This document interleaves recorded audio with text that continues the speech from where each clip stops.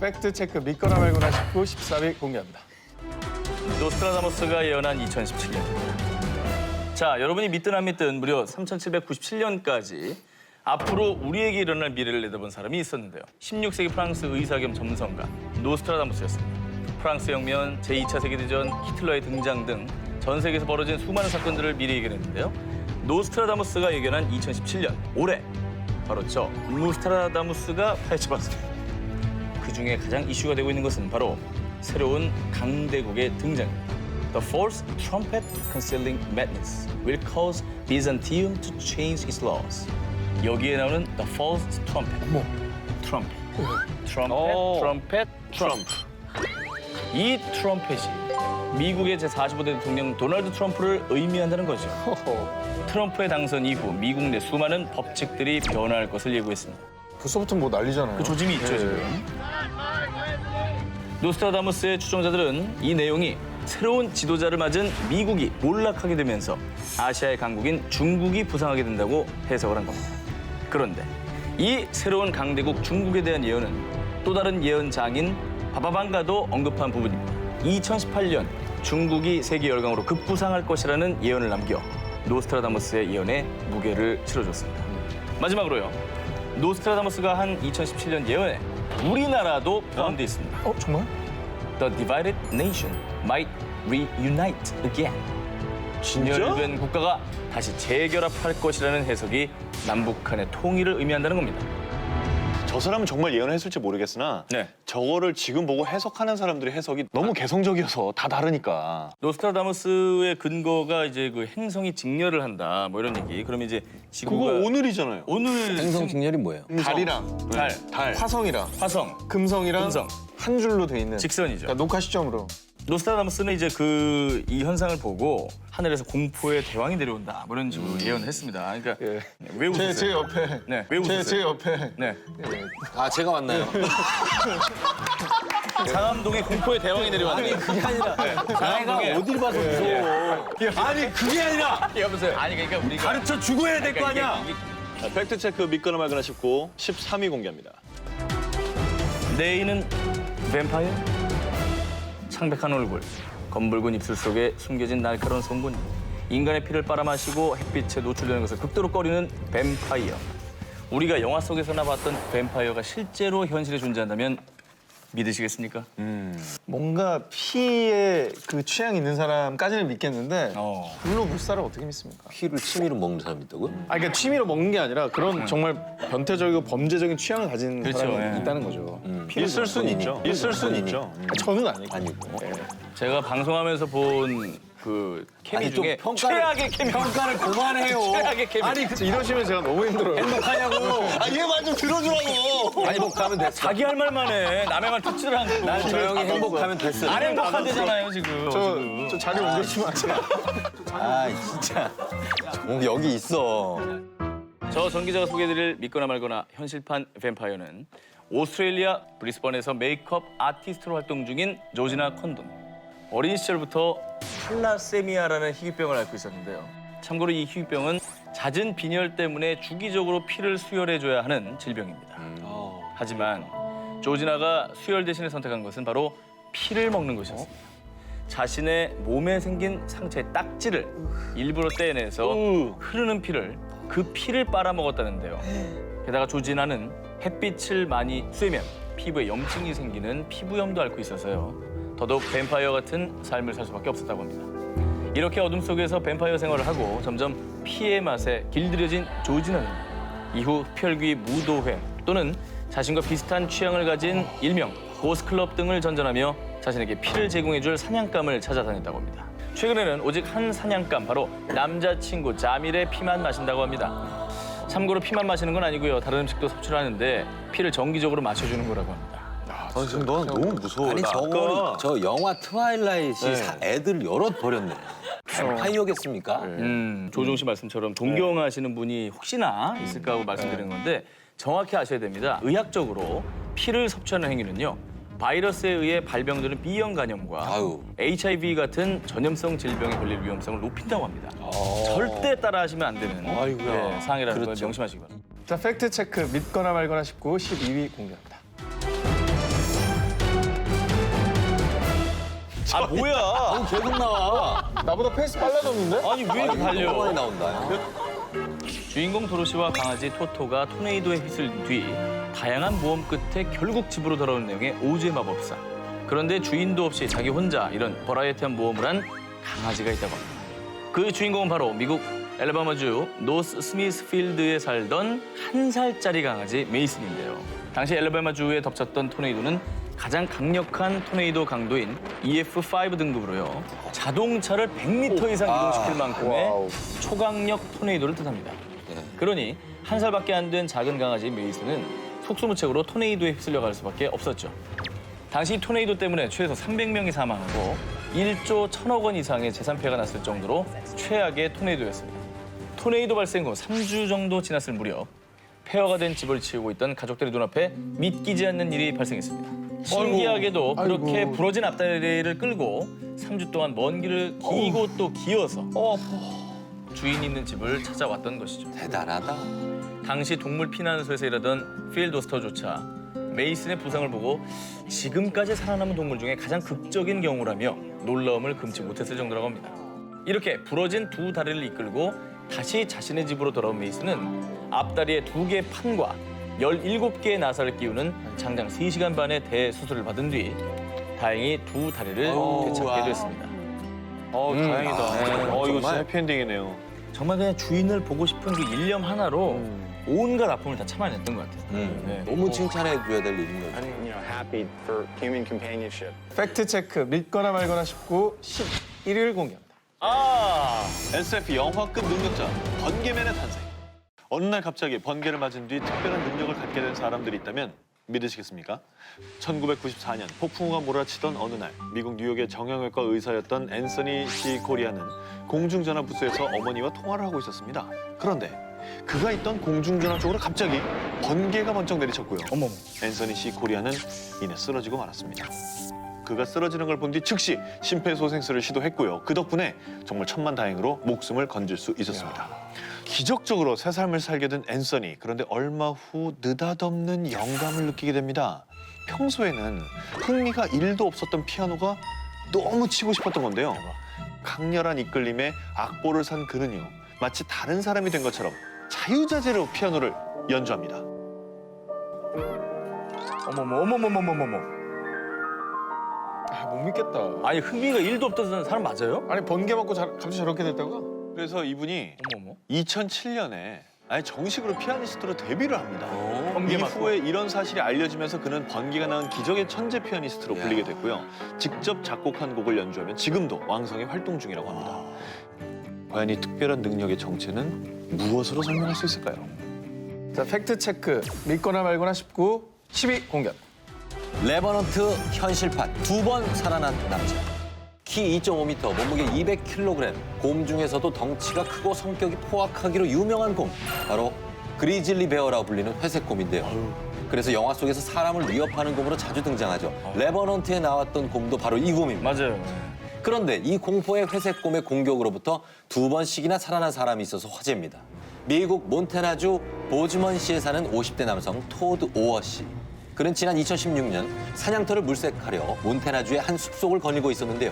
그런데 그때 그의 눈에 새끼 2마리와 함께 있는 어미 회색곰이 포착됩니다.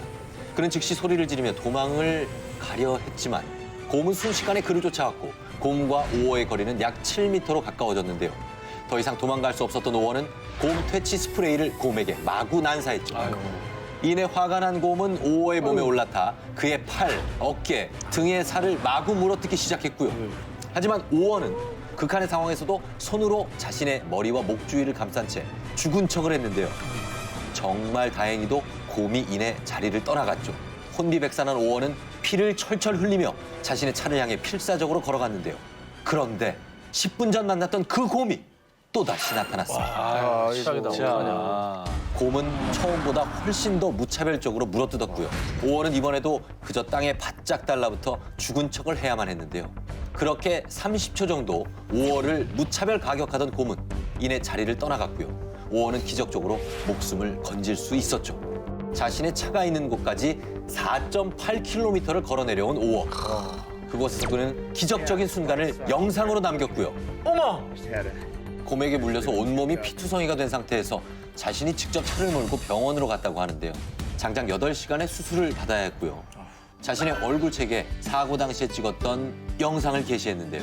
그가 올린 동영상은 순식간에 화제를 불러일으키며 얼굴책의 수장 마크 저커버그의 좋아요를 받기도 했습니다.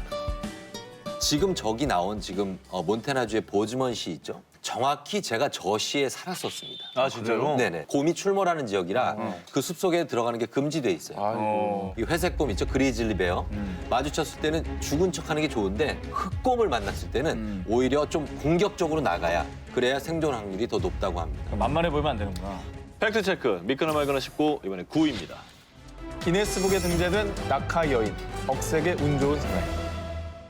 1972년 1월 26일 당시 유고슬라비아 국적의 자땡 항공기는 덴마크 코펜하겐에서 베오그라드로 향하던 중 1만 미터 상공에서 그만 폭발을 하고 말았습니다. 어우. 공중에서 산산이 부서진 비행기는 기체가 두 동강 난 채 체코의 스르브스카 카메니치 지역의 눈 덮인 언덕에 그대로 곤두박질 치고 말았습니다. 자, 그리고 안타깝게도 탑승자 28명 중 27명 전원이 사망했고요. 이 속에서 살아남은 단 한 명이 바로 자땡 항공의 22살의 승무원 베스나 블로비치였던 겁니다. 대박이다. 당시 여객기 꼬리 부분에 음식 나르는 카트와 함께 끼어있던 블로비치는 발견 당시에 전신 골격이 부서지고 허리 아래로 하반신 마비 증상을 겪었으나 기적적으로 힘겨운 재활 끝에 10개월 만에 다시 걸을 수 있었고요. 더 놀라운 건 항공사 사무직으로 복귀해 일도 다시 대단하다. 시작할 수 있었습니다. 자, 사고 13년 후인 1985년엔 가장 높은 상공에서 낙하산 없이 떨어져 생존한 사람으로 이분이 기네스북에 올랐습니다. 자, 그녀는 생전 인터뷰에서 비행기를 타면 사람들이 항상 내 옆에 앉길 원한다라고 말하기도 했다는데요. 그러겠네. 네. 자, 그런데요. 목숨을 구한 것도 부족해 남들은 평생 잡기 어려운 행운까지 사고와 함께 잡은 사내도 있었습니다. 자, 지난해 8월 3일 30년 넘게 두바이에서 자동차 수리공으로 일해온 인도인 무하마드 바시르 압둘 카드라 씨는요. 라마단 기간이 끝난 뒤 시작되는 이슬람 최대 명절 이드 알피트르를 맞아 고향인 인도 케랄라주 티루바 난다푸람을 다녀오던 차에요.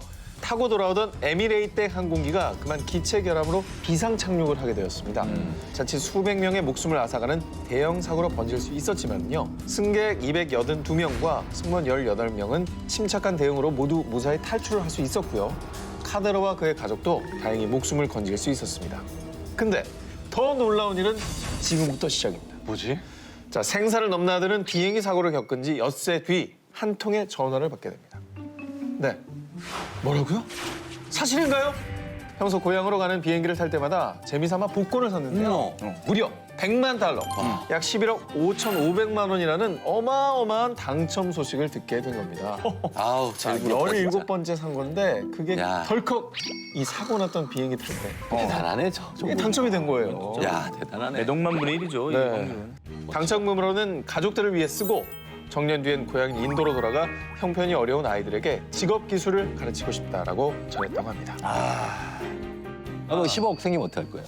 저도 저축할 것 같아요. 그냥. 그죠? 결혼 자금 아니에요? 예, 저는 하면 다른 너무, 질문을 예. 하고 싶어요. 10억 당첨되면 예. 김소영 씨한테 얘기할 거예요? 예? 예? 아니, 됐어요. 안 듣겠습니다. 아니, 정말 실망해요. 아니 지금 여기서 지금 고막에다 지금 피가 흘리고 있는데. 얘기하지. 왜 얘기를 안 해, 그거를? 거기서 왜 얘가 나오냐? 자, 팩트체크 믿거나 말거나 싶고 7위입니다. 포켓땡고는 땡땡 발견 게임. 지난해 전 세계적으로 붐을 일으킨 게임 포켓땡고 다들 아시죠? 게임의 특성상 플레이어가 포켓땡을 잡기 위해서는 진짜 현실에서 특정 위치로 움직여야만 하는데요. 심지어 최근엔요. 포켓땡고 게임 도중에 땡땡을 발견하는 일이 벌어지고 있다고 합니다. 뭘까요? 범인. 범인. 외계인. 어. 뭐 발견할 수도 있다 주장할 수 있으니까. 정말 포켓몬을 발견한 거 아니에요? 진짜로 뭘 발견했냐면요. 지난해 7월 14일입니다. 미국 뉴햄프셔주 남부에 있는 도시 내슈아에 위치한 로터리 공원에서 포켓땡고 게임에 열중하던 청년 도미닉. 오로지 포켓땡을 잡기 위해서 살몬 브룩 호수를 따라 걷던 그는 호수에 떠있는 수상한 물체를 발견해 잠시 멈칫하게 됩니다. 포켓몬이. 가까이 가서 확인해 본 결과 물에 있으면 그 정체는 바로 나뭇가지와 풀에 엉켜있는 시신이었습니다. 부검 결과 시신은 30대 남성의 것으로 지역 경찰이 곧바로 조사에 들어갔다고 합니다. 그런데 이렇게 포켓땡고 플레이어가 시신을 발견한 것이 처음이 아니었습니다. 뉴햄프셔주에서 시신을 발견하기 닷새 전에는요. 미국 와이오밍주 리버튼에서도 포켓땡고 게임을 하던 여학생인 샤일라가 강가에 있는 포켓땡을 잡기 위해서 혼자 강가를 따라 다리 쪽으로 걷던 중에 물속에 있는 시신을 발견한 겁니다. 포켓땡고 게임뿐만이 아니라 세계 여러 지역들을 한눈에 볼 수 있는 위성 영상지도 구땡어스 있지 않습니까? 예. 네, 미스테리한 사진들이 찍혀서 세계인들의 관심이 집중된 바 있는데요. 그중에서도 먼저 이 사진, 이라크의 바그다드 지역을 찍은 건데요. 이 사진 속의 강물은 새빨간 핏빛을 띠고 있습니다. 이거 뭐야? 왜 이 지역이 바그다드에서도 가장 큰 빈민가의 우범지대로 알려져 있어서 더욱더 의심을 가중시켰다고 하고요. 아니 근데 핏빛이라고 해도 저렇게 빨갈 수가 있어요. 저게 다 피일 수는 없잖아요. 그러니까요. 저도 저걸 보면서 페인트 공장에서 폐유 같은 게 나온 게 아닐까. 피우가 나도 저렇게 빨갈 수가 있어요. 아니 근데 그런 게 뭐 이렇게 일부에 막 그 섞여서 이렇게 막 돼 있는 건 모르겠는데 딱 저 칸만 완전히 빨갛잖아요. 버그야 버그. 내가 아직도 장면으로 보이니? 팩트 체크 믿거나 말거나 싶고 6입니다. 미러클 베이비의 미스터리 생존 일기. 퇴근이죠. 퇴근인가요? 퇴근 아닌가요? 예, 낙입니다. 아나운서가 낙이 뭐? 아니 뭐라 그래? 원카드요, 원카드. 원카드. 2016년 11월 27일 금요일 밤 미국 아칸소주 30번 고속도로에는요. 나들이를 마치고 룰루랄라 집으로 귀가하던 한 가족이 있었습니다. 그런데 브라이스 가족이 탄 차가 그만 차선을 바꾸려던 대형 트럭과 충돌하고 말았는데 가족이 탄 차는 중심을 잃고 이리저리 미끄러졌고요. 차량의 측면이 완전히 부서졌습니다. 가까스로 정신을 차린 브라이스의 엄마 제케이시아 콜스는요. 부상당한 몸을 이끌고 딸아이의 행방을 찾았지만 차 내부 그 어디에서도 보이지 않았고요. 이윽고 구조대원들이 현장에 도착해 여기저기 수색을 해보았지만요. 수색 내내 아기의 울음소리조차 들리지 않았고요. 그렇게 흘려보낸 시간이 무려 30여 분이 넘었습니다. 바로 그때 멀리서 아기를 발견했다는 외침이 들립니다. 그런데 브라이스가 발견된 곳은요. 사고 현장에서 무려 7m 이상 떨어진 배수로였는데요. 저 구멍 안으로? 저 안으로 빠졌다는 거죠? 저 아닙니다. 저 사이로 쏙 들어간 거잖아. 저 안에 이거 들어가. 어떻게 저 안으로 들어가? 생후 8개월 된 아기가 이 정도 거리까지 튕겨져 나간 거라면 아기는 당연히 무사하지 못할 거라고 생각했던 사람들. 하지만 배수로 안에 브라이스는 빵끝 아무 일도 없었다는 듯 환하게 웃고 있는 게 아니겠습니까? 그런데 더 소름 돋는 건요. 저 쇠파이프 2개가 떡하니 구멍을 막고 있는데 그 사이에서 어디 하나 부러진 곳이 없다는 겁니다. 난 오늘 이게 1등이다. 난 오늘 이게 1등이야. 그렇죠? 몇 개 안 남았어요. 저는 3개 남아 있습니다. 전 2개예요. 2개. 전 하나입니다. 아, 전 다 했는데요. 멀리 못 나가니까 일로 나가시면 예. 왜냐면 얘는 거짓말 안 하더라고. 아유. 팩트 체크. 믿거나 말거나 싶고 이번에 5위 공개합니다. 2012년 호주 멜버른에 사는 청년 백 맥마흔은 큰 교통사고를 당한 뒤 의식을 잃고 혼수 상태에 빠져 있었습니다. 그런데 다행히도 얼마 안 가 의식이 돌아와 가족들이 한숨을 돌리고 있던 그때 아들, 너 지금 뭐라고 했니? 다시 말해봐. 오 여보, 우리 아들 맞아요? 눈을 뜬 맥마흔이 간호사에게 실례합니다. 굉장히 아프네요라고 한 말을 들은 가족들은요. 이 귀를 의심한 만큼 크게 놀라고 맙니다. 그 이유는 호주 사람인데요. 네. 영어가 아닌 중국어로 말을 했기 때문이죠. 春节来了，那么小明打算怎么过呢？ 아니 저 사람 지금 완전 표준 발음이에요. 네. 발음이 좋네. 그냥 배워서 하는 말이 아닌데? 표준어죠, 표준어. 표준어를 잘 지키네요. 그런데 더 놀라운 점은요. 유창한 중국어도 모자라서 중국어로 부모님 사랑해요라며 난곧 회복될 거예요라고 쓰기까지 했다는 겁니다. 쓰기까지. 진짜. 참고로 벤 맥마흔은 고등학교 때 잠시 중국어를 배우긴 했지만 당연히 유창하게 말할 수 있는 수준은 아니었다는 거죠. 그리고 더 놀라운 사실은요. 사고 후 중국어를 할 수 있게 되면서부터 모국어인 영어는 잘하지 못하게 됐다는 겁니다. 무슨 얘기죠 이건 또? 참고로 보통 저런 현상이 일어난 뒤 며칠 만에 이제 언어 능력을 다시 상실하는 경우가 많습니다.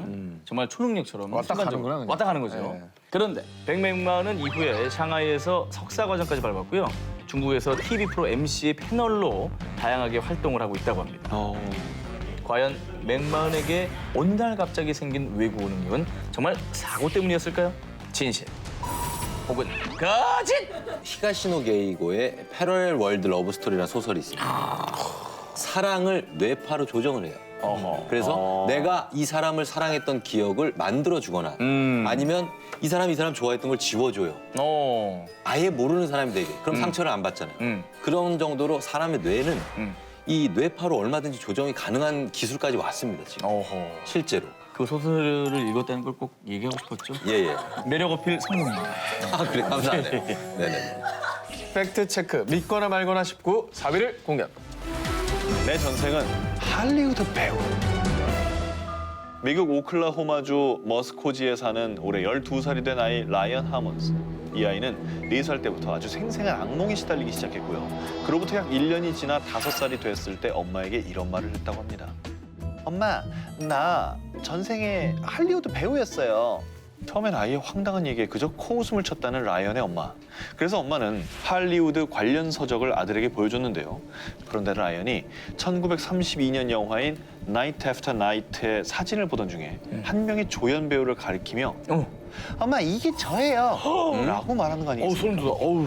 사진 속의 남성은 1930년대에 활동했던 마티 마틴이라는 이름의 배우로요. 당시 영화에서 대사 한 줄 없는 조연 배우였기 때문에 현재 그를 기억하는 사람은 거의 없었는데요. 결국 라이언의 엄마는 그를 버지니아대 정신의학 및 신경행동과학과 부교수 짐 터커에게 데려갑니다. 그리고 이 짐 터커 교수가 마티 마틴의 삶을 철저히 조사해 아이의 진술과 일치하는지 하나하나 따져봤는데요.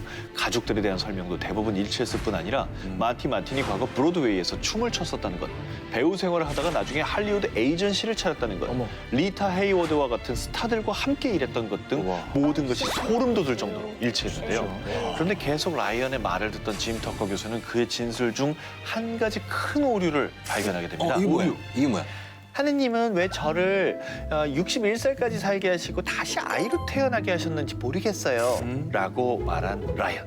그러나 실제 마티 마틴의 사망 진단서에는 사망 나이가 59세로 기록되어 있었던 거죠. 한국 나이 아니야? 만 나이였지? 한국 나이. 그렇지. 그런데 놀랍게도요. 네. 이후에 더 조사를 해보니 사망 진단서 기록에 오류가 있었던 겁니다. 실제 마티 마틴이 사망한 나이는 라이언이 말했던 61세가 정확히 맞았던 거죠. 영원히 틀린. 아, 이건 소름 끼치네. 야, 이거 진짜 신기하네. 굳이 도깨비 드라마로 얘기하자면 이동욱 씨가 준 차를 안 마신 거죠, 이 사람이. 이생의 기억을 잊게 해줍니다. 그러니까 지금 전생을 기억을 하는 거예요. 안 먹은 거야. 도깨비 덕후예요. 네. 내 칼을 봐주는 사람이 없어.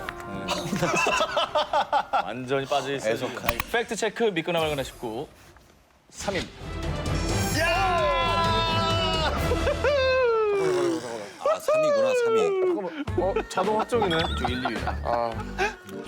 지난 2014년 인도의 고고학자 J.R. 마가시 인도 차티스가르주 차라마에서 약 10,000년 전에 그려진 것으로 추정되는 동굴벽화를 발견했습니다. 뭐야? 눈과 코는 실종된 상태에 비정상적으로 큰 머리를 지닌 생명체. 다른 그림에서는 우주복 같은 의상을 입은 채로 무기를 손에 쥐고 있습니다. 진짜? 새도 아니지, 뭐지? 심지어 그들의 이건 뭐야? 운송수단으로 보이는 UFO까지 떡하니 그려져 있습니다. 세 개 다리 달린 게 꼭 UFO 같지 않습니까? 오, 진짜요, 진짜. 그러네. 자, 무려 10,000년 전에 그려진 동굴벽화에 외계인과 UFO를 닮은 그림이 그려져 있는 거예요. 더욱 소름 끼치는 것은 이것뿐만이 아니었습니다. 또 있네. 이건 또 뭐예요? 이탈리아 발카모니카의 벽화에는 마치 우주복을 입은 듯한 2명의 생명체가, 미국의 유타주의 세고 캐논에는 머리 위에 안테나가 솟은 기이한 형체가, 그리고 호주 킴벌리에는 큰 눈과 머리를 소유한 여러 명의 생명체가 새겨져 있다는 사실. 대체 당시 사람들은 뭘 봤길래 지금 우리가 상상하는 외계인의 모습과 똑 닮은 이 그림들이 세계 곳곳에 새겨져 있는 걸까요? 항상 인류 최대의 난제인 외계인의 존재. 혹시 외계인을 두 눈으로 목격한 이들이 지금 우리에게 남긴 사인 아닐까요?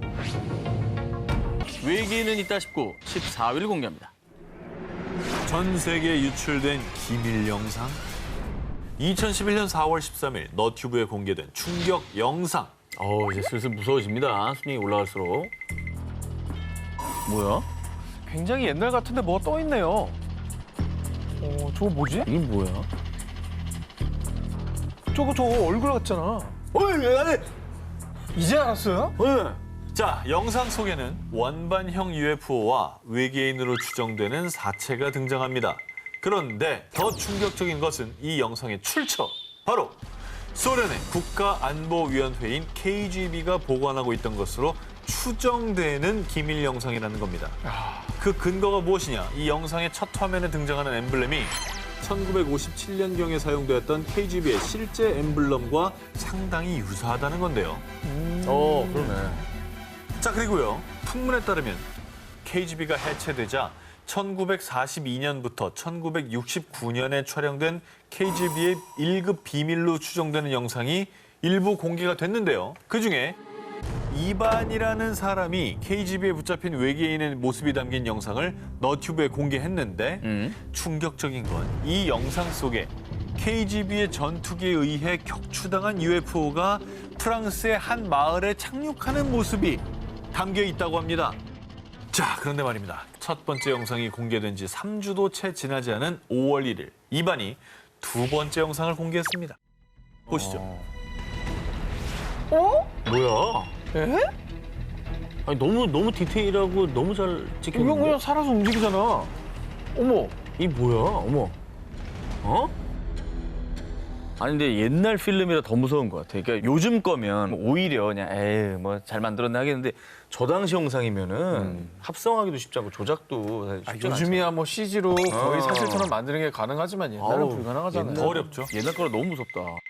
그런데 이 영상에는 첫 번째 영상에는 없던 설명이 덧붙여 있습니다. 영상의 중요성 때문에 정보의 제공자는 익명으로 한다. 첫 번째 영상이 공개되고 나서 사람들이 이거를 막 찾기 시작하니까 더 이상 캐려고 하지 마라. 그렇게 해서 이 영상에 올라온 게 아닐까요? 미스터리한 기밀 영상 여기서 끝이 아닙니다. 일주일 뒤에 공개된 세 번째 영상을 보시죠. 외계인의 손을 도장으로 찍은 듯한 기다란 네 손가락과 함께 우리는 여러분의 의견에 관여하지 않지만 여러분은 잘못된 방향으로 보고 있다라는 의미심장한 글을 남겼고요. 이후 공개한 네 번째 영상에서는요. 가족 휴가라는 제목으로 여러 외계인이 등장합니다. 뭘 자료가 많아.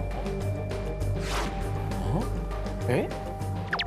그리고 영상 속에는 1942년 첫 접촉 이후 서로의 관심 문제를 논의하기 위해 외교 사절의 파견이 계획됐고 회의는 비밀리에 개최될 것이다 라는 충격적인 글이 담겨 있습니다.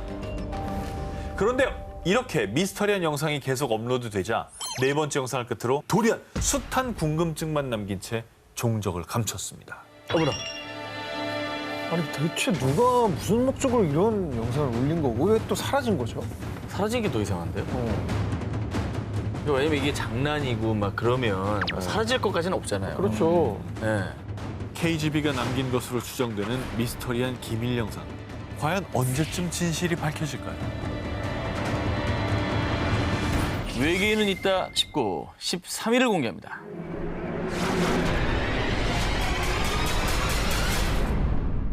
지상 최대 수수께끼 중 하나인 페루의 나스카 지역. 외계인이 남긴 지상화라 불리는 의문의 그림.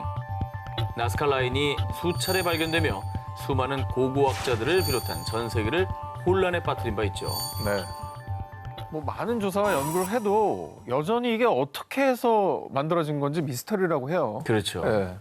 자, 그런데 2017년 1월 이 나스카 지역에서 또다시 수상한 것이 발견됐습니다. 바로 이 유골입니다. 와, 왜 손가락이 세 개밖에 없지? 길저울이고 정말 이 유골은 그 어디에서도 본 적이 없는 기괴한 모습이었습니다. 야, 저 생명체 중에는 저런 손이 없어요. 어떤 포유류를 생각해봐도 없죠. 저거는 진짜 외계인의 유골일 겁니다. 자, 그런데 말입니다. 정체불명의 유골이 발견되고 얼마 뒤 나스카에서 또다시 기괴한 유골이 발견됩니다. 웅크려 앉은 모습이 언뜻 보면 사람 같지만요. 머리는 마치 외계인처럼 길쭉한 모양이고요. 무엇보다 도무지 인간이라 할 수 없는 긴 손가락과 발가락은 각각 3개. 아 진짜. 바로 이전에 발견됐던 손 모양 유골과 매우 흡사했습니다. 어머. 나스카에서 의문의 유골이 발견됐다는 소식이 전해지자 사람들은 지구에 사는 생명체의 유골이 아니다. 라며 외계인의 유골이 아니냐는 주장을 제기했습니다. 게다가 이 미라의 방사성 탄소 연대 측정 결과 미라는 245년에서 410년경에 실제 생존했던 생명체일 것으로 추측을 했습니다. 어머. 엑스레이를 통해서 이제 두개골 내부의 치아 형태도 아주 명확하게 확인할 수 있었는데요. 그냥 있네. 자, 미라의 연구를 담당한 러시아 상트페테르부르크 주립대학 물리학자 콘스탄틴 코로코프 박사의 충격 발표. 이 미라는 인간이 아닌 또 다른 생명체에 가깝습니다. 아니 또 다른 생명체가 뭐야? 아니 그런 추측이 있었을 것 같아요. 네. 인간과 비슷한 뭐 영장류 종류 중에는 저런 어떤 구조를 갖고 있는 존재들이 있잖아요. 있죠. 그건 어떻게 보세요? 실제로 영장류일 가능성을 두고 검사를 또 해봤습니다. 그런 의혹이 있었기 때문에 98.5%는 영장류에 가깝지만 나머지 1.5%는 알려지지 않은 불분명한 존재라는 결과가 나왔습니다. 그리고 2018년 11월에 추가로 페루 의회에 보고된 새로운 연구 결과에 따르면요. 정말 충격적인 미라의 DNA 검사 결과 네. 인간의 DNA와 무려 70%가 불일치였습니다. 인간이 DNA. 아니네.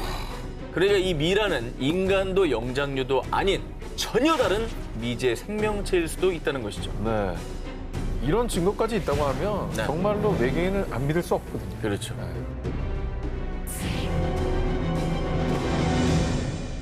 2015년 러시아 소스노비보르의 코바시강 마을 주민 2명이 우연히 강둑에서 수상한 무언가를 발견했습니다.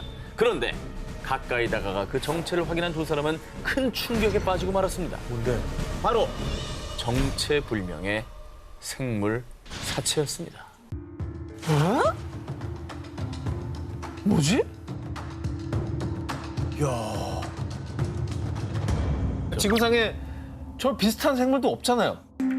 머리 크기에 비해서 비정상적으로 가늘고 긴 몸과 마치 조류를 연상시키는 발 모양.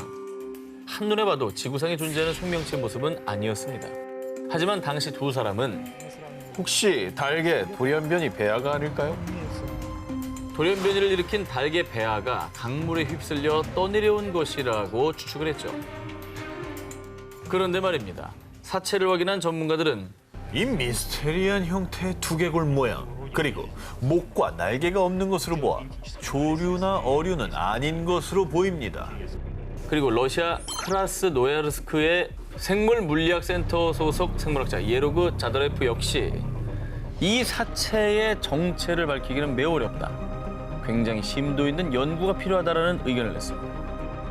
뭔가 전문가들 손을 놓은 거예요. 저렇게까지 말하는 거면은 네. 이거는 진짜 지구상의 생명체가 아닐 겁니다. 생물학자는 딱 보면 알거든요. 알죠. 어떤 계통일 것이다라는 추측을 하는데 이거는 뭐 비슷하다는 생물 이름조차 거론이 안 돼요. 러시아의 한 마을에서 발견된 괴 생명체의 사체. 이후 전 세계 언론은 강둑에서 외계인의 시체가 발견됐다. 과학자들까지 당황케 만든 불가사의한 사체라고 보도했고요.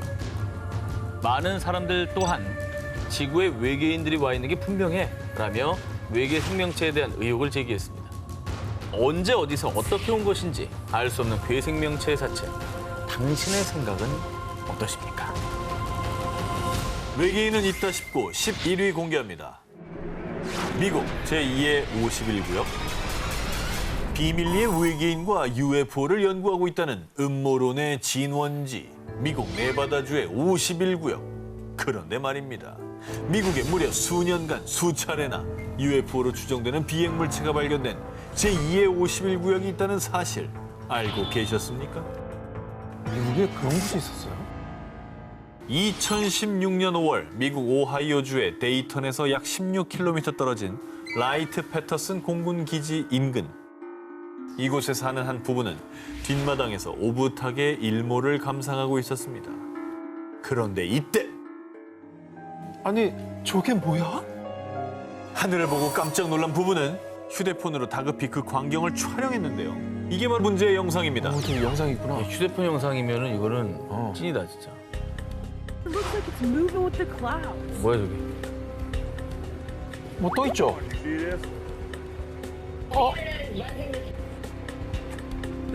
에드벌룬 아니야?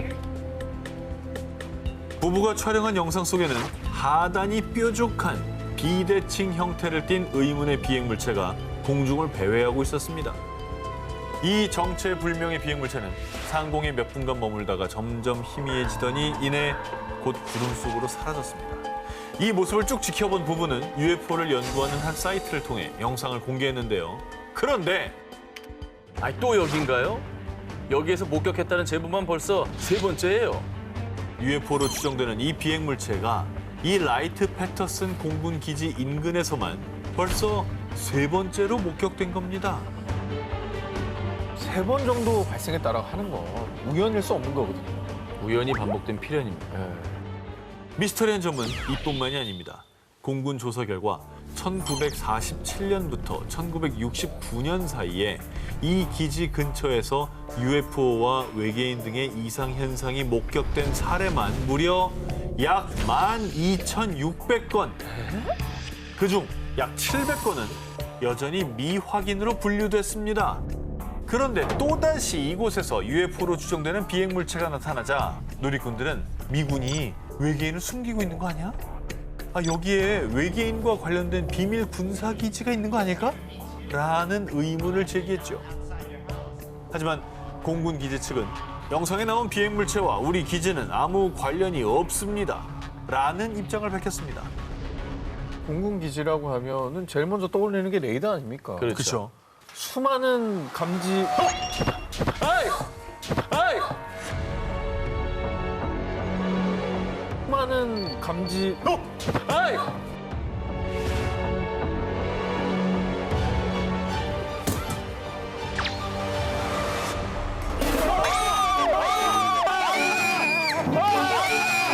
깜짝이야. 아니야? 외계인이 한 거야 그러면?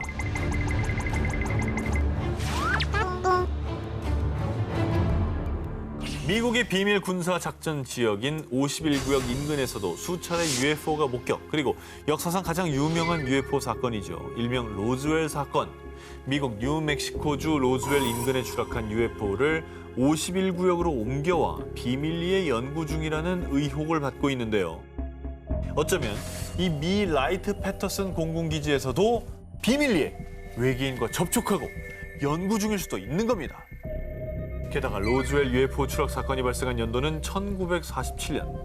라이트 패터슨 공군기지 인근에서 UFO와 외계인에 대한 목격담이 나오기 시작한 것도 역시 1947년입니다. 51구역과 라이트 패터슨 공군기지. 소름 끼치도록 UFO와 연관이 있지 않습니까? UFO가 수차례 목격된 미스터리 스폿. 라이트 패터슨 공군기지. 대체 UFO는 왜 그곳에 계속 출몰하는 걸까요? 외계인이 있다 싶고 10위를 공개합니다. 그들이 보내는 마지막 시그널. 여러분 혹시 하인리 법칙에 대해서 들어보셨습니까? 큰 사고가 발생하기 전에 반드시 먼저 그 징후가 일어난다라는 법칙인데요. 그런데 이것도 알고 계십니까? 외계인도 지구인들을 납치하기 전 시그널을 보내고 찾아온다라는 사실을 말이죠. 여러분, 지금부터 제가 말씀드린 이 현상을 목격하게 되신다면 정말 안타깝지만 이미 여러분은 그들의 표적이 되어버린 겁니다. 아, 무서워. 뭔데? 바로 강력한 성광입니다. 1961년 9월 미국의 뉴햄프셔주에 살던 바니 베티 힐 부부는요. 외출로 함께 차를 타고 집으로 향했습니다. 그러던 중 힐 부부는 갑자기 하늘에서 강렬한 빛, 정말 눈이 멀 듯한 성광을 목격했고요. 왠지 모를 불안감에 전속력으로 운전해 집에 도착했는데요. 아니, 똑같은 길로 왔는데 왜 2시간이나 늦게 도착했지? 대체 2시간 동안 무슨 일이 있었던 거죠? 도착 예정 시간보다 무려 2시간 늦게 집에 도착한 두 사람. 그리고 그 2시간 동안의 일이 놀랍게도 전혀 기억이 나지 않는 겁니다. 아, 지웠네. 맨인블랙이네. 지웠어, 2시간. 2시간 뭐 했지? 자, 그런데 그날 밤 이후로 매일같이 악몽에 시달린 힐 부부. 결국 두 사람은 최면 치료를 받게 되는데요. 자, 최면 치료로 잃어버린 2시간의 기억을 되찾은 부부. 그리고 이들의 충격적인 주장. 저희는 외계인에게 납치를 당했던 거라고요. 자, 이들이 강한 섬광을 발견한 뒤 눈을 떴을 때 본인들이 차가운 침대 위에 눕혀져 있었고요.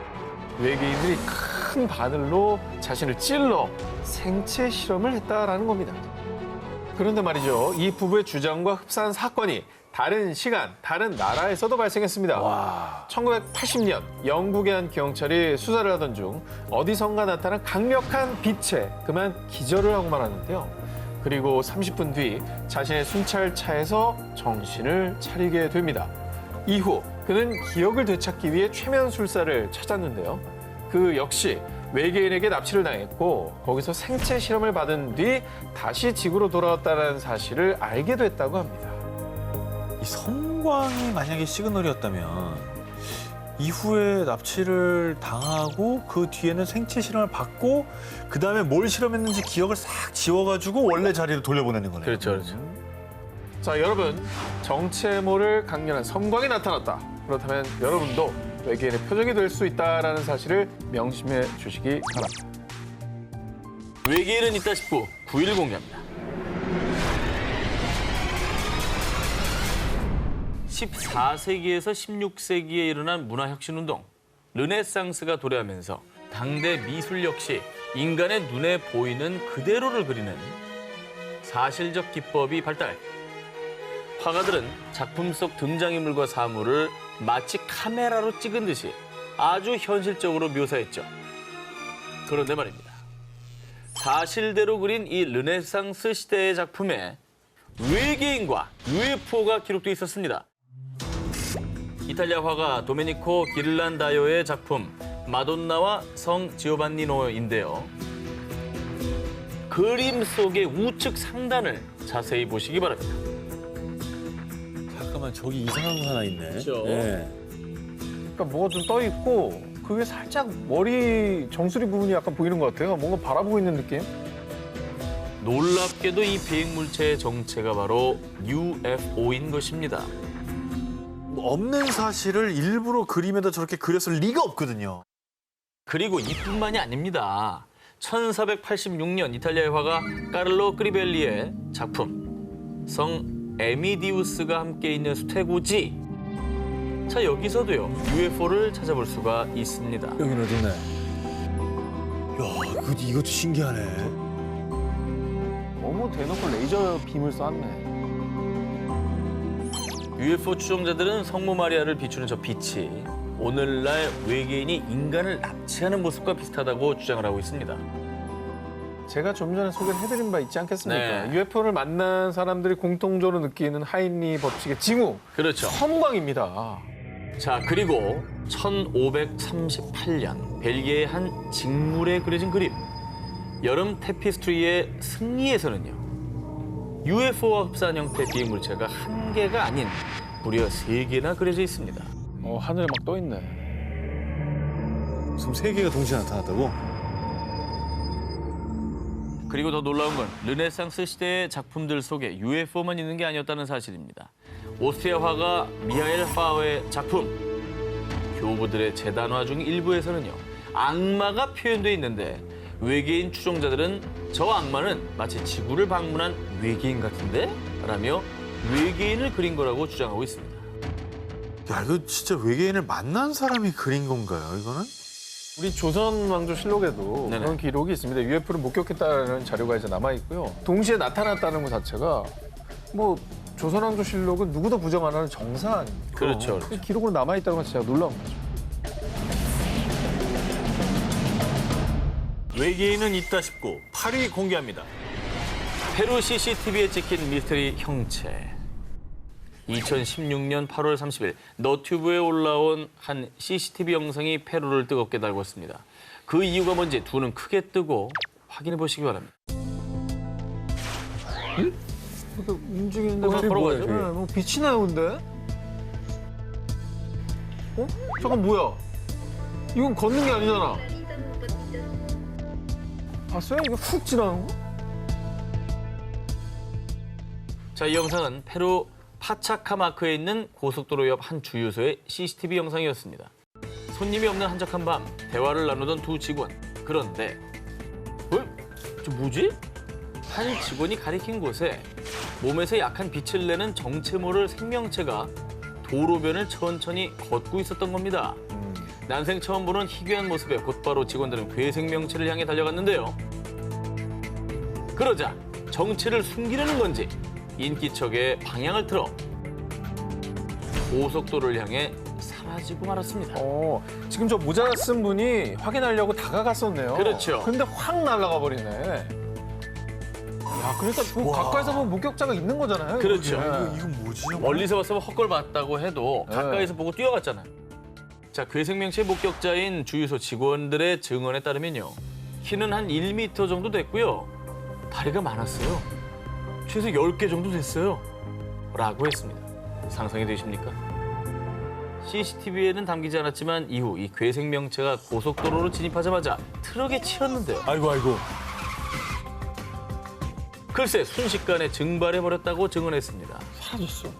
그리고 이후 곧바로 트럭에 부딪힌 곳에 가봤더니 그 어떠한 흔적조차 발견하지 못했다고 합니다. 그냥 뭐 CCTV에도 찍혔고 트럭에 치였다라는 증언도 있고. 봤다는 거죠. 근데 어떻게 흔적이 없을 수가 있지? 그리고 한두 명이 본 게 아니라 여러 사람이 본 거잖아요. 그렇죠. CCTV로도 찍혔고요. 이게 설명이 진짜 안 되네요. 안 됩니다. 자, 이후 이 미스테리한 페루 주유소의 CCTV 영상을 페루의 UFO 연구가 안소니 초이가 자신의 너튜브에 공개하며 알려졌습니다. 이 영상을 본 누리꾼들은요. 외계인이 보낸 로봇 아닐까? 중요한 건 사람이 아닌 건 확실한 것 같아요. 이렇게 괴생명체가 외계인과 관련이 있을 거라는 추측을 내놨습니다. 4년이 지난 지금까지도 페루 CCTV에 찍힌 괴생물체의 정체는 여전히 밝혀지지 않고 있습니다. 외계인이 있다 싶고 7회를 공개합니다. 칠레 정부도 인정한 UFO. 칠레야? 이게 다 남미예요, 지금. 그게 남미지? 2014년 11월 11일 칠레 해군 소속 베테랑 상교 2명은 헬기를 타고 산티아고 해안을 순찰하는 임무를 수행 중이었습니다. 그런데 이때 여기는 칠레 해군 알파기. 국적과 소속을 밝혀라. 전방에 정체불명의 비행물체 발견. 확인 바란다. 당시 적외선 카메라를 테스트 중이던 해군 장교는 수상한 비행물체를 포착. 어머나. 너무나 또렷한 형체인데요? 이거 저 군사 레이더 화면이잖아요. 아니, 너무 또렷하다. 이거는 근데 우리가 아는 항공기 모양이 아니죠. 날개도 없고. 동글동글하잖아요. 그래서 곧바로 교신을 시도했지만 비행물체에선 어떤 응답도 하지 않았고요. 인근 공군기지에 확인을 요청했는데요. 적외선 카메라에도 찍혔음에도 해군의 헬기 레이더에는 물론 인근 공군기지의 레이더에서도 포착되지 않는 유령 비행물체였습니다. 와, 무시무시하네. 점은 찍혀 있는데 안 보인다. 칠레 항공관제소에 확인한 결과 당시 해당 지역을 비행하는 민간기나 또는 군사용 비행기의 운항이 통보된 적이 없다고 하고요. 또 칠레 해군에 따르면 군사훈련이나 인근 국가의 비행기를 이용한 첩보 활동도 보고되지 않았다는데요. 그 뒤 수상한 비행물체의 출현에 UFO와 미확인 공중 현상을 연구하는 칠레 정부의 CEFAA는 조사에 착수. 비행물체의 정체를 파악하기 위해 천문학자, 공군사진 측량부서, 영상 분석가 등의 전문가들이 총출동했습니다. 네. 항공사진 및 영상 분석가의 조사 결과 영상은 조작의 흔적이 없다. 이 비행물체는 스스로 움직이는 게 확실하다. 라며 비행물체가 가짜일 가능성을 일축했고요. 천문학자 역시 우주 쓰레기였다면 영상처럼 수평으로 비행하지 않고 추락했을 겁니다. 라며 비행물체가 UFO일 가능성에 무게를 실었습니다. 비행물체의 수상한 점은 이뿐만이 아니었습니다. 그동안 UFO로 추정되는 영상이나 사진에서 기체를 뿜는 모습은 극히 드물었는데 이 비행물체는 기체를 배출하는 기이한 광경을 연출했습니다. 뿜네, 뿜어. 이상하죠? 매연이 어마어마하게 나오네. 뭐 이거 뒤에 아니, 이거 나 지금 내 눈을 지금 의심하게 돼요. 이게 근데 영상 전문가가 조작 가능성 1도 없다 그랬잖아. 없다고 그랬잖아. 일각에서는 비행기가 배출한 오수일 가능성을 제기했지만 사전에 공군기지에 오수 배출을 보고했어야 했는데 역시나 보고된 바가 없었고요. 칠레 정부의 UFO 조사기관 CEFAA가 약 2년에 걸쳐 비행물체의 정체를 조사했지만 우리가 조사한 모든 사건 중 가장 수수께끼라며 미확인 비행물체라는 결론을 내렸다고 합니다. 네. 결론 자체가 미확인 비행물체 UFO네요. 그렇죠. 그래 결론 내린 거네요. 정확히 정체를 알 수가 없으니까. 와. 해군의 카메라에 포착된 UFO. 인간은 그 수수께끼를 언제쯤 풀 수 있을까요? 외계인은 있다 싶고 6일을 공개합니다. 프랑스 정부 문서에 기록된 UFO. 1981년 1월 8일 오후 5시경 프랑스 남동부 프로방스주에 사는 농부 콜리니. 수도 펌프기를 수리하던 그는 휘파람 소리를 듣고 소리가 나는 곳을 쳐다봤는데요. 그런데 저게 뭐지? 비행기는 아닌 것 같은데? 사라졌어. 충격적이게도 농부 콜리니가 본 것은 지름 약 2m의 납작한 접시 모양의 물체였습니다. 그리고 그 의문의 물체가 땅에 착륙하더니 금세 이륙해 북동쪽으로 날아갔다고 하는데요. 자, 이게 당시 콜리니가 그린 그림입니다. 예, 그림은 조금 뭐 본인의 기억에 의존을 그렸기 때문에 좀 어설플 수 있지만요. 네네. 빼도 박도 못할 증거가 이제부터 나옵니다.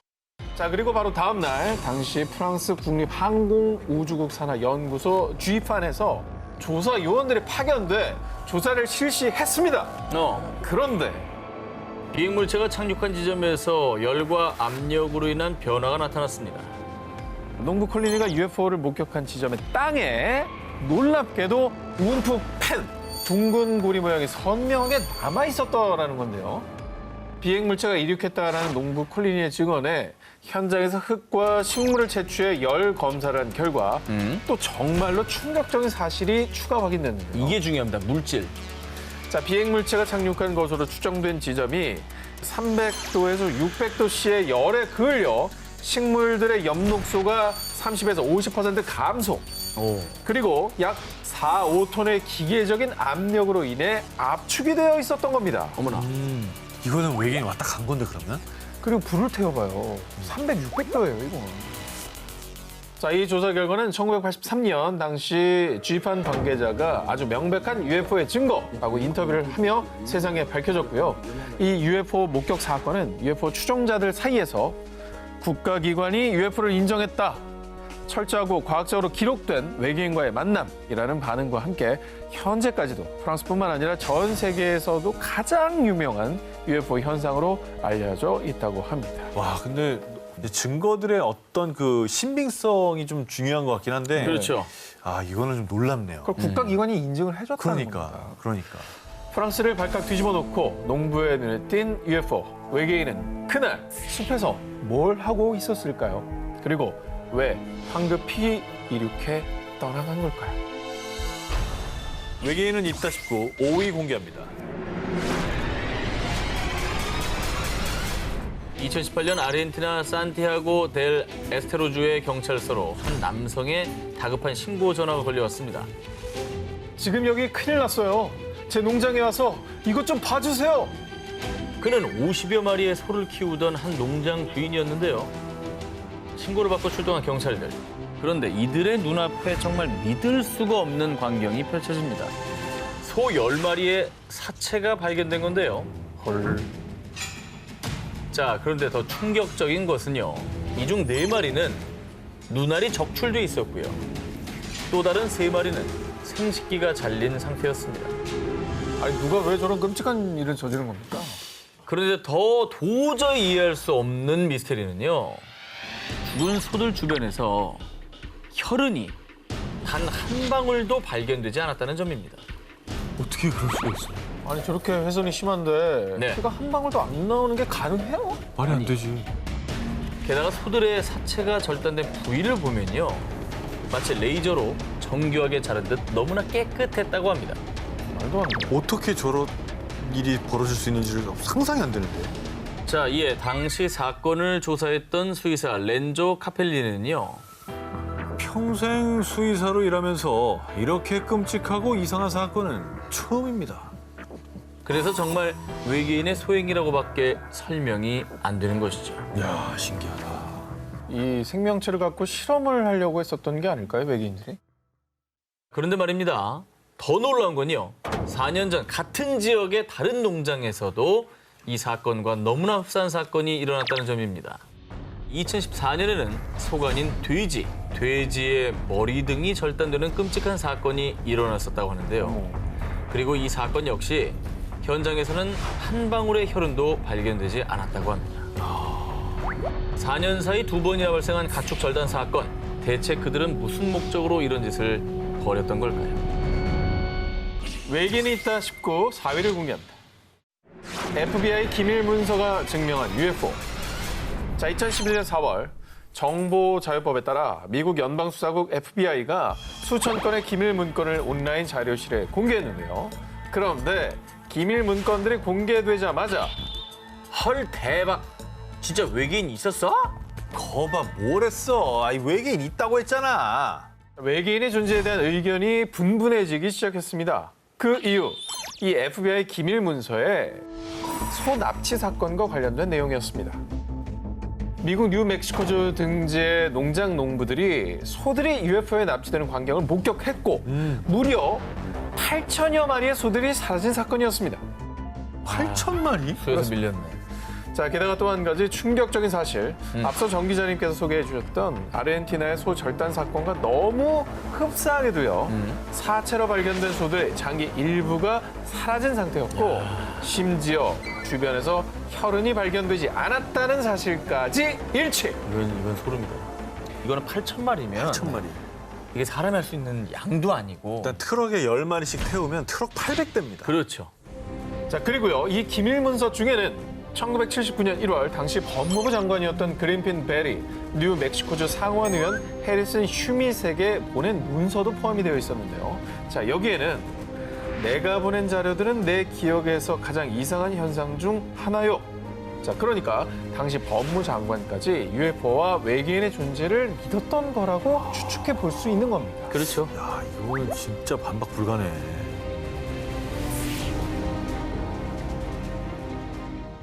여름 특집 1탄 외계인은 있다 싶고 1위 후보 헤드라인을 공개해 주시기 바랍니다.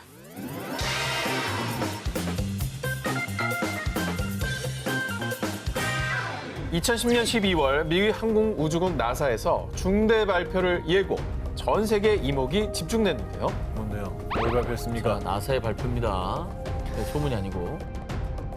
외계 생명 연구의 중요한 단서 발견. 바로 외계인이 존재한다는 단서를 찾았다는 것이었습니다. 야, 이거는 뭐 그냥 아예 대놓고 얘기했네요. 나사가 언급했어요. 근데 나사가 이걸 언급할 정도면 진짜 확실한 과학적인 증거가 나왔다는 얘기예요.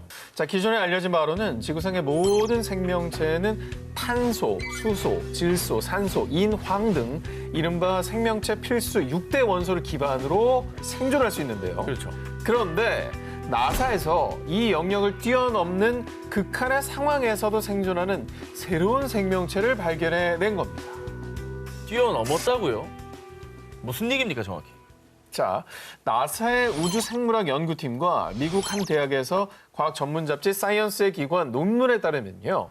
캘리포니아주 모노 호수의 침전물 속에서 신종 박테리아를 발견했다고 하는데요.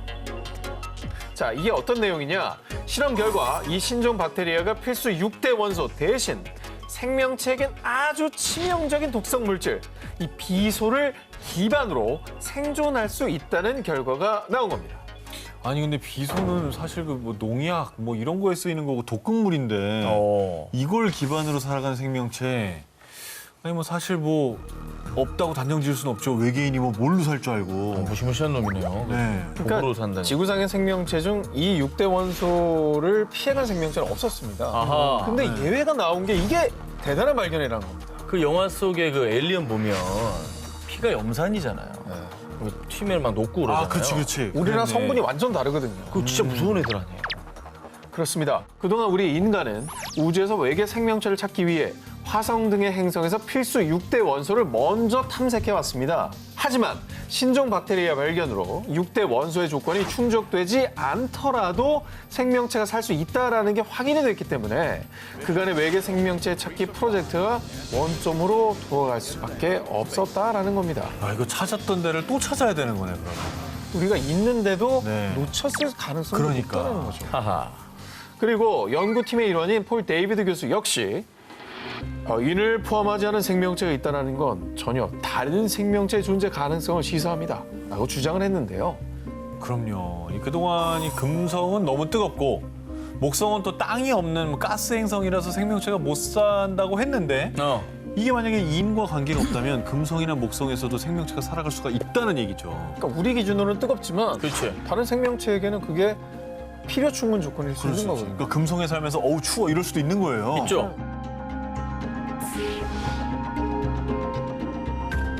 여름 특집 1탄 외계인이 있다 싶고 저 우 기자의 두 번째 1위 후보를 공개합니다.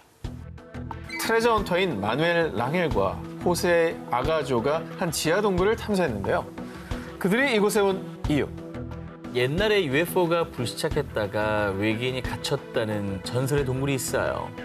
이 지역 주민들 사이에 전해 내려오는 UFO 전설의 진실을 파헤치기 위해서였습니다. 그리고 놀랍게도 그 UFO 전설의 증거를 찾아냈는데요. 오, 야 이건 또 뭐냐. 오늘날 만든 게 아니라고. 동굴 벽에 그려져 있던 거예요.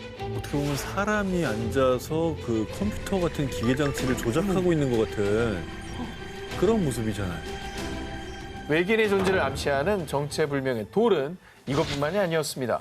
그들은 또 다른 동굴에서 더 많은 돌 조각과 벽화를 찾아냈습니다. 아우 이건 좀 믿기지가 후대에 그냥 누가 그려놓은 것 같은 느낌인데. 약간 그런 느낌이죠. 네. 이 지역 주민들의 말에 따르면 지구에 불시착한 외계인들이 이 동굴에 숨어 사는 동안 고대 사람들과 교류를 했다는 사실을 기록하기 위해 돌에 그림을 새긴 거라고 전해지는데요. 그리고 실제로 이게 누가 조작용으로 갖다 놓은 건 아니었습니다. 조사 결과 이 돌 조각들은 무려 약 5,000년 전 고대 마야 문명 때 새겨진 것으로 추정이 된다고 합니다. 야 마야 문명. 고대 마야가 또 이 고도로 발달한 과학기술 때문에 외계에서 도움을 받은 거 아니냐 이런 추측이 많았지 않습니까?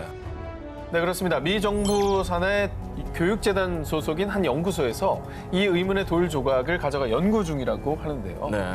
아직까지는 안타깝게도 보고된 바가 없는 상황입니다. 근데 저건 만약에 밝혔다 하더라도 아직 모릅니다라고 하고 있을 수도 있을 것 같아요.